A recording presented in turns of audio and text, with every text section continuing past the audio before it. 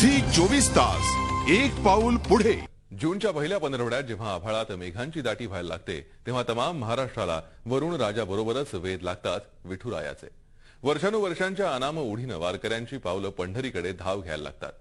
तुकोबा ज्ञानोबांच्या पालख्या प्रस्थान ठेवतात आणि सुरू होते आनंदवारी।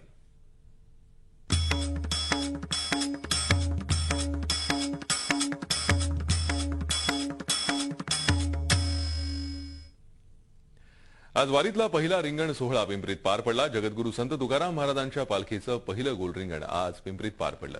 आषाढी वारीतला हा रिंगण सोहळा महत्त्वाचा मानला जातो। वारीप्रमाणेच रिंगण सोहळ्यालाही अनेक वर्षांची परंपरा आहे। हजारो नागरिकांनी मोठ्या भक्तिभावानं पालखीचं स्वागत केलं। विठू नामाच्या गजरानं पिंपरीतलं वातावरण भारून गेलं होतं। शेकडो मैलांचं हे अंतर कापताना वारकरी जरी उत्साहात असले तरी त्यांना थकवा जाणवू नये, त्यांचं चैतन्य कायम राहावं यासाठी या रिंगण सोहळ्याचं आयोजन केलं जातं। दरवर्षी ठरलेल्या दिवशी आणि ठरलेल्या ठिकाणी वारीतला रिंगण सोहळा उत्साहात पार पडतो। पिंपरीतला हा पहिला गोल रिंगण सोहळा होता। मागच्या वर्षीपासून या रिंगण सोहळ्याला सुरुवात झाली।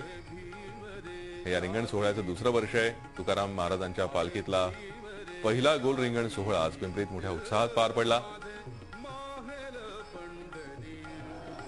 या पालखीत अनेक वारकरी सहभागी झालेले आहेत आणि हे सगळे वारकरी या पहिल्या गोल रिंगण सोहळ्याची आतुरतेने वाट पाहत होते। अखेर हा रिंगण सोहळा संध्याकाळी मोठ्या उत्साहात पार पडला।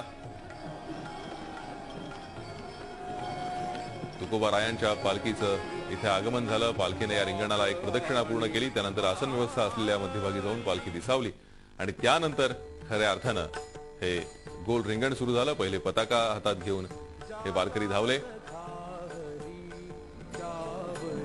त्यानंतर आपण पाहतोय तुळशी डोक्यावर घेऊन धावणाऱ्या महिला,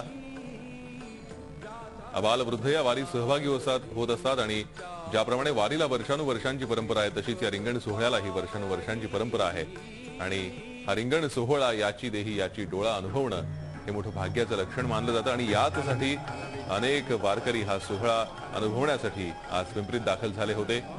यापुढे अजून बरंच अंतर विठू नामाच्या साथीनं आणि टाळ मृदुंगाच्या गजरात या वारकऱ्यांना पार करायचा आहे। हा त्यांचा उत्साह, हा आनंद, चैतन्य टिकून राहावं यासाठीच या रिंगण सोहळ्याचं आयोजन केलं जातं।